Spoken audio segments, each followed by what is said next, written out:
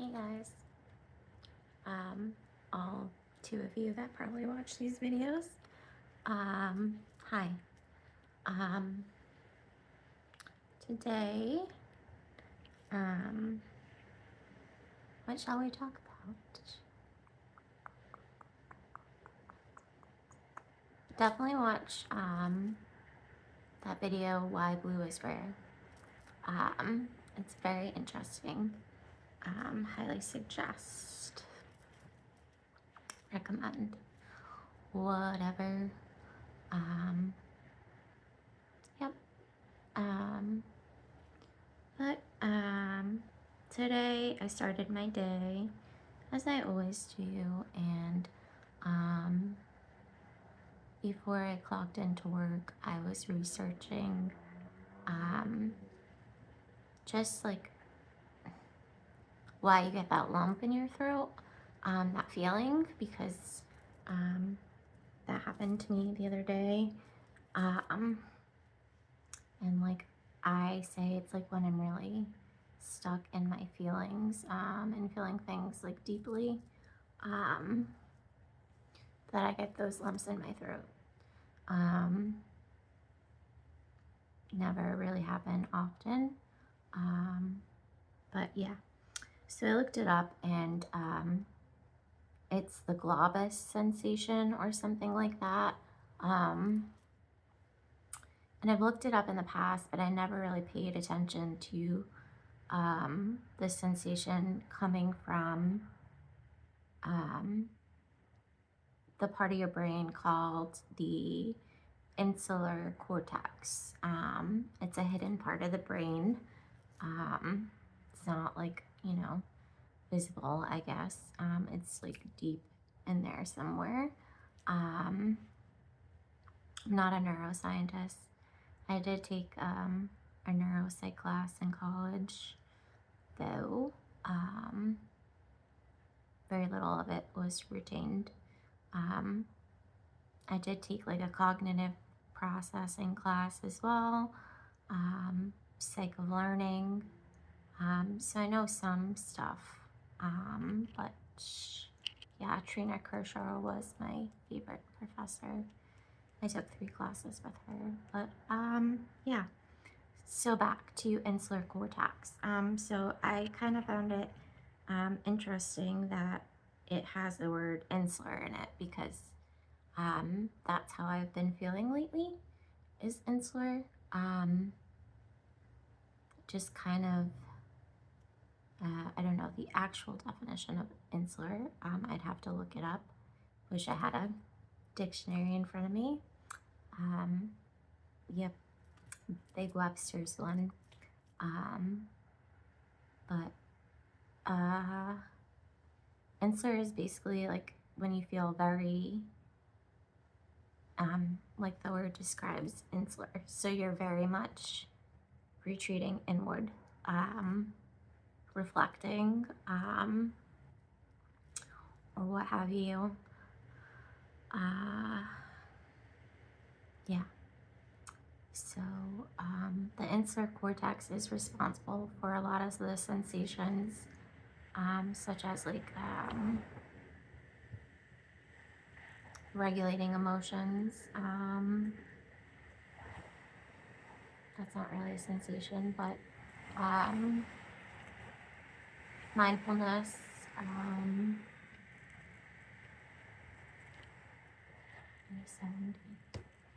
mindfulness,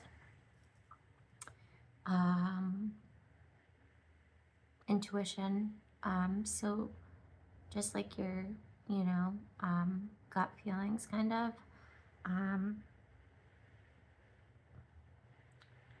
And lately I've just been feeling like I'm retreating more and more inward, and my body knows things before I do. My senses know things before I do.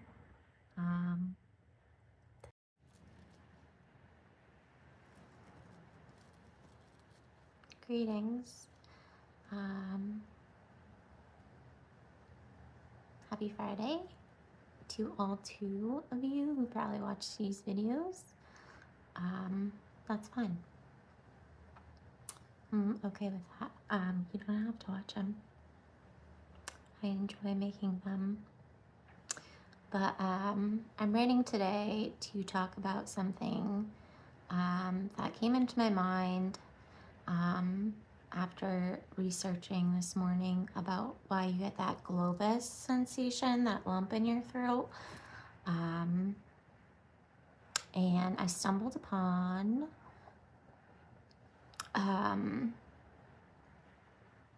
it being the responsibility, the part of the brain responsible for that feeling, they believe, is the insular cortex. So that struck me because I have been feeling insular lately, not in a bad way, in a very content, aligned way, very at peace way. Yeah. So I've been feeling insular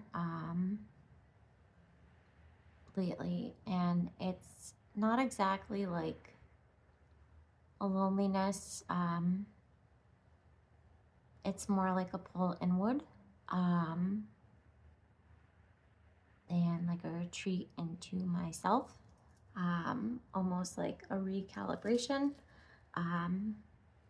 and again, kind of like an alignment.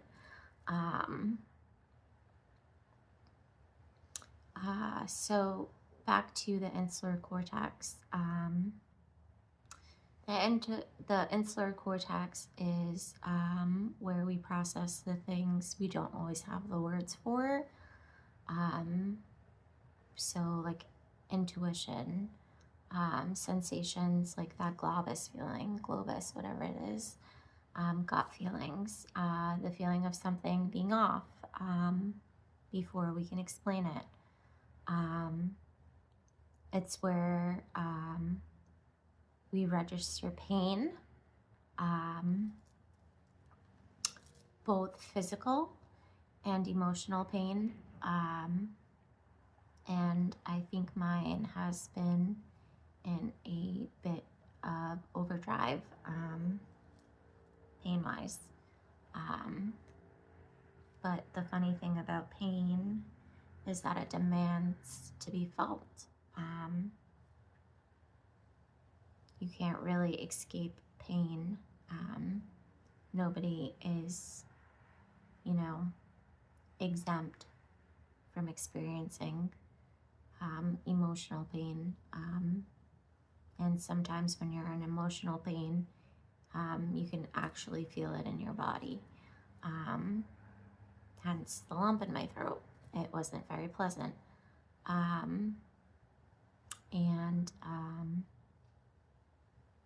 I guess sometimes, like, that day, yesterday, I didn't know why I had a lump in my throat. It was very odd to me why I was feeling like that. But then, it came to me. It dawned on me why I was feeling that way. And I guess sometimes the body just reacts before your mind can catch up, basically, and process that. I think that, I did some more research because I love to do that type of thing.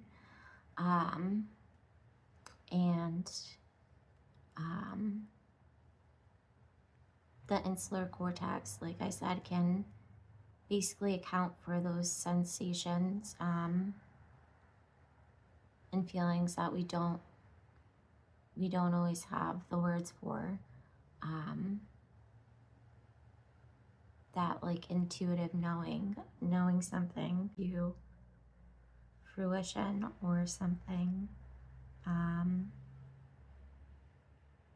It kind of just does what it wants, which is interesting. And I think, people who are very sensitive can really pick up on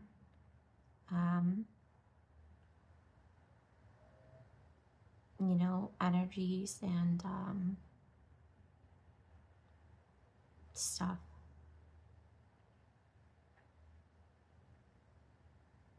It's just funny because I like linguistics too. Language. One of my favorite words used to be Mamihlapinatapai, which is the look shared between two strangers, both wanting to say something, but neither one of them wanting to be the first ones to say something or initiate it. Kind of definitely comes from that insular feeling, the insular cortex, that intuitive knowing. It's just a look shared between two strangers. It's from a dead language. There aren't many, people left that still speak it, if any at all. But it's so succulent, or whatever they use to describe it. Yeah.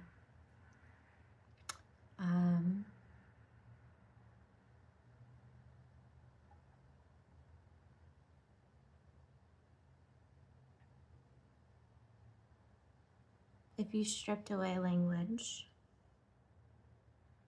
what would you have left?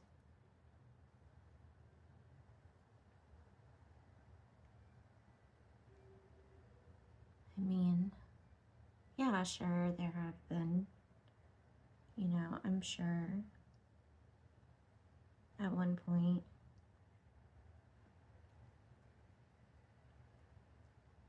I guess it doesn't even matter. It doesn't matter. But yeah. I do love linguistics. I want to get I want to get a hat, a red hat with white font that says Amy Adams in Arrival. That's it. That's the hat. Yep.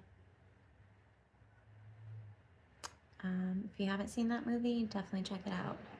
It's one of my personal faves. I love me some alien movies, even though I don't believe in aliens. I don't think there is life on other planets at all. Doesn't mean I don't believe. That's it. Okay. Until next time.